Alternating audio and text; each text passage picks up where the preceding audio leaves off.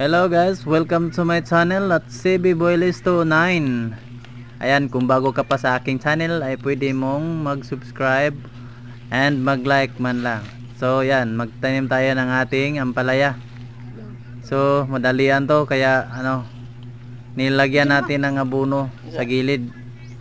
Tapos yung may shell ng itlog nilagay ko din para pangdagdag ng calcium daw, sabi nila nga.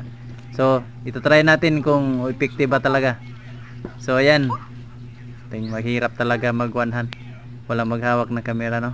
So, ayan. So, mabuti kung nalagyan natin to ng ipot ng manok.